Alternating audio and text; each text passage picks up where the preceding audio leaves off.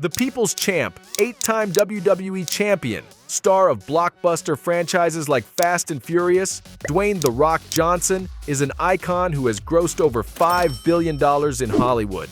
But behind the electrifying smile and bulging biceps lies a secret battle, a fight against the relentless grip of depression.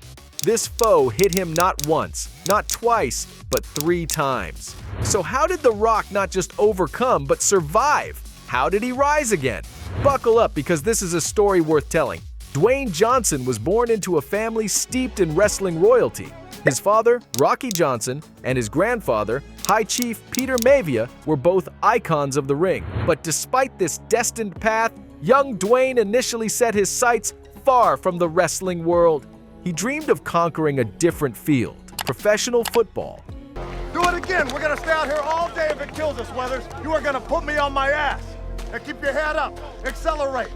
Put your shoulder down and run through me. A dream nurtured on the fields of the University of Miami, where he played as a promising defensive tackle. Fate, however, had a different play in mind. During a pivotal game, a crushing tackle left Dwayne with a severe shoulder injury, sidelining not just his season, but his entire football career. Surgery followed, but the deeper cut was to his mental state. As his teammates continued on the field, Dwayne wrestled with growing despair, confronting an opponent he had never faced before: his vulnerability. "I didn't want to go to school. I was ready to quit. I left the university, didn't take my midterms. It felt like my world had ended," Johnson has since revealed. At that time, the terms mental health and depression were not part of his vocabulary. All he knew was that he didn't want to be there, that the dream he had chased was abruptly over, and something within him had broken. This period marked Dwayne's first serious battle with depression. I'd worked for years and years and years to make it to the NFL. I didn't. My friends around me were making it, and they were becoming millionaires and buying their parents' houses,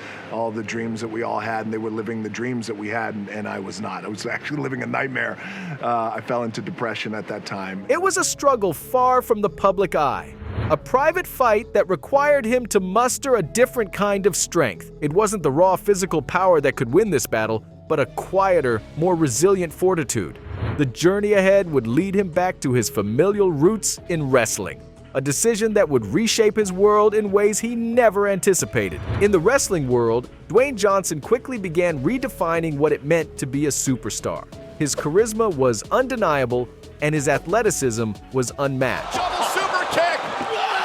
Spinebuster. Are we gonna see it? Here it comes. Yet, even as he climbed the heights of WWE, becoming a household name, another challenge loomed. The year was 2008, and Dwayne faced a personal crisis that would test him once more. His marriage to his first wife, Dany Garcia, was coming to an end. Divorce, for anyone, is a battleground of its own, and for Dwayne, it reopened old wounds of failure and loss. Once again, he found himself grappling with depression. "I was on top of the world in my career, yet I was struggling, feeling beaten down and defeated by life," Johnson would later share. This second bout with depression forced Dwayne to confront his mental health more openly, marking a pivotal shift in how he managed his well-being. As The Rock continued to dominate in the ring, the man behind the persona, Dwayne Johnson, began to seek help. Slowly piecing together his life behind the scenes, he turned to therapy, to conversations that went beyond physical healing, delving into the emotional and psychological scars that had accumulated over the years. During this time, Dwayne also began to speak publicly about his struggles. By sharing his story, he not only unburdened himself, but also opened a dialogue about mental health, particularly among men. "Asking for help is not a weakness," he'd say. "It's our superpower." This message resonated deeply, challenging the stigma around vulnerability, especially in the hyper-masculine world of professional wrestling. Dwayne Johnson's career continued to soar to new heights as the years passed. Transitioning from the wrestling ring to the silver screen, he became a box office powerhouse, starring in blockbuster hits that showcased his versatility as an actor. Yet amidst the glitz and glamour of Hollywood, the shadows of depression remained ever present.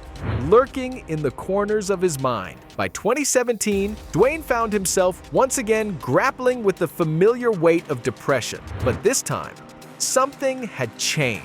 Through years of introspection and self-discovery, he had gained a deeper understanding of his mental health struggles. No longer did he view his battles with depression as signs of weakness, but rather as opportunities for growth and resilience. With this newfound perspective, Dwayne consciously confronted his demons head-on. He reached out to friends and loved ones, seeking solace and support during his darkest moments. And in doing so, he discovered a profound truth. That vulnerability was not a flaw, but a source of strength. "I'm feeling a little wobbly now. Got a little struggle happening," he confessed to his inner circle. In opening up about his struggles, Dwayne found a sense of liberation, a freedom from the burden of secrecy that had weighed him down for so long. But perhaps the most significant turning point came when Dwayne Johnson decided to prioritize his well-being above all else. He turned to the gym as a place to sculpt his physique and a sanctuary for his mind and soul. The relentless rhythm of weights clanging and sweat pouring became his therapy, offering him a temporary reprieve from the chaos of life. Amidst the chaos,